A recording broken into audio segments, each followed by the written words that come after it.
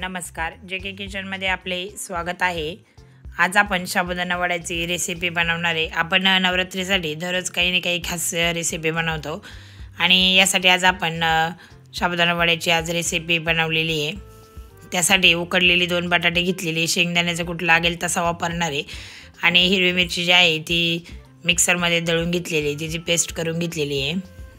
आणि आता यासाठी आपण साबुदाणा घेतलेला आहे, एक वाटीभर साबुदाणा घेतलेला आहे। त्यासाठी आपण 2 बटाटे जे आहेत ते छान असे स्मॅश करून घ्यायचे आहेत आणि बटाटे जे आहेत ते पूर्ण असे स्मॅश झाली पाहिजे।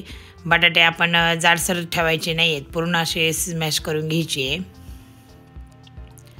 स्मॅश जर केली तरच आपला वडा जो आहे तो फुटत नाही, नाहीतर तेलामध्ये टाकल्यानंतर वड्याचा जो साबुदाणा आहे तो साईडला होऊन तो फुटतो। म्हणून आपण बटाटे जे आहेत ते असे व्यवस्थित असे स्मॅश करून घ्यायचे।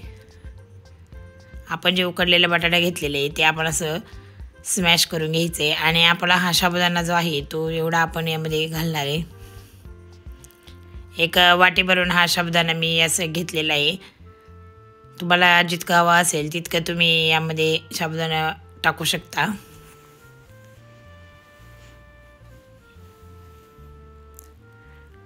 साबुदाणा वाढला की बटाटा सुद्धा आपण वाढवायचे आणि मग उकडलेले बटाटे सुद्धा आपण यामध्ये जास्त वापरायचे। आता यानंतर आपण यामध्ये हिरवी मिरचीची जी पेस्ट केलेली ती टाकलेली आहे आणि त्यानंतर आपण यामध्ये शेंगदाण्याचा कूटचा वापर करणार आहे। जाडसर कूट केलेला आहे, भाजलेले शेंगदाण्याचा जाडसर कूट आहे तो यामध्ये केलेला आहे आणि खूप सोपी आणि इझी आणि झटपट तयार होणारी ही रेसिपी आहे आणि पोटसुद्धा लवकर भरतं। अशा प्रकारची ही रेसिपी आज आपण बनवलेली आहे। चवीनुसार यामध्ये मीठ घालायचं आहे। सर्व असं आपण हातानेच मिक्स करून घेणार आहेत। आपण बघू शकता तुम्ही की आपण यामध्ये जिऱ्याचा वगैरे कसलाही वापर केलेला नाही आहे, कोथिंबीर घालणार नाही, जिरे घालणार नाही, कारण उपवासासाठी कोथिंबीर आणि जिऱ्याचा वापर करत नाही। सिंपल आणि एकदम सोपे असे आपण हे साबुदाणा वडे जे आहेत ते बनवणार आहे। आपण असं हाताने छान असं मिक्स करून घ्यायचे आहेत। पूर्ण जे पीठ जे आहे ते असं तयार करायचं आहे, म्हणजे झटपट आपले वडे जे आहेत ते असे हातावर गोल गोल आकार देऊन आपण ही तयार करू शकतो। आणि आपण यामध्ये एक थेंबाचा सुद्धा पाण्याचा वापर केलेला नाही आहे आणि पाणी वापरायचं नाही आहे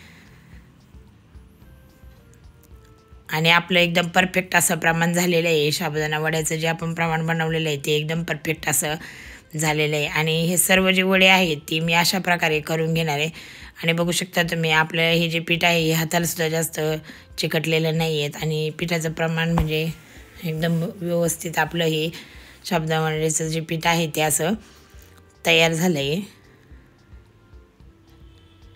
अशी सर्व वडे मी अशी झटपट तयार करून घेणार आहेत। अशी सर्व आपले वडे तयार झाली आहे। छान असे आपले हे सर्व वडे आपण तयार केले आहेत आणि आता आपण लगेचच तेल तापायला ठेवणार आहे। शेंगदाणा तेल आहे, शेंगदाणा तेल मी उपवासासाठी वापरते म्हणून मी शेंगदाणा तेल तळण्यासाठी ठेवलं आहे। अलगद असा आपण एक एक करून असा वडा सोडून घेणार आहे तेलामध्ये।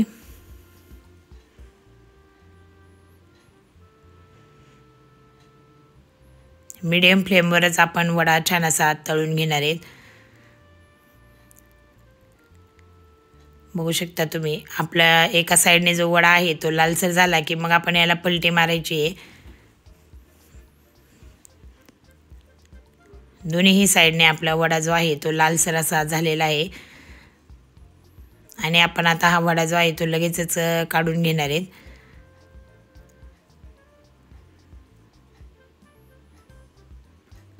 वडा फुटू नये म्हणून आपण बटाटे जे आहेत ते छान असे स्मॅश करायचे आहेत आणि मग आपला वडा जो आहे तो असा फुटला जात नाही आणि पाण्याचा वापर करायचा नाही आहे। पाण्याचा वापर केल्यावर सुद्धा आपला वडा जो आहे तो फुटला जातो। अशा प्रकारे आपल्या साबुदाणा वड्याची ही रेसिपी तयार झाली आहे आणि अजूनसुद्धा मी तुम्हाला 2 वडे तळून दाखवते। हे 2 आपले अशी तयार झाली आहेत। असे आपले दुसरे सुद्धा वडे असे तयार झाले। असे सर्व वडे मी तळून घेणार आहेत। यासाठी आपल्याला अर्धा तास लागणार आहे। अशा प्रकारे हे सर्व वडे मी अशी तळून घेतलेली आहेत आणि तुम्ही ही रेसिपी नक्की ट्राय करा।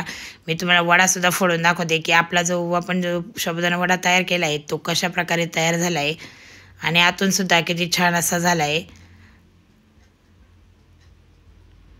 अशा प्रकारे आज आपण साबुदाणा वड्याची रेसिपी बनवलेली आहे आणि ही मी दहीसोबत खाणार आहे। तुम्ही यासाठी चटणीसुद्धा तयार करू शकता। मागील व्हिडिओमध्ये मी चटणीची रेसिपी दाखवलेली आहे, तुम्हाला जर हवं असेल तर तुम्ही ती बघून चटणी बनवू शकता।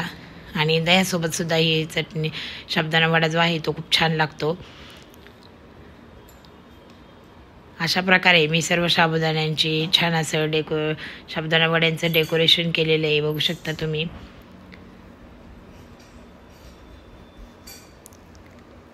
अशी ही साबुदाणा वडे मला तळायला अर्धा तास लागला आहे। हळूहळू आपण कमी म्हणजे मिडियम गॅसवर आपण अशी साबुदाणा वडे ही जी आहे ती अशी तळून घ्यायची आहेत।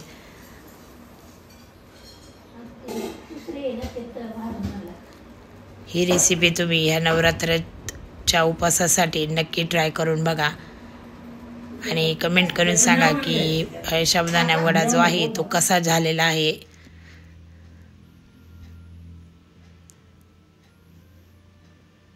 आणि छान असा कलरसुद्धा आपल्या साबुदाणा वड्याला आलेला आहे।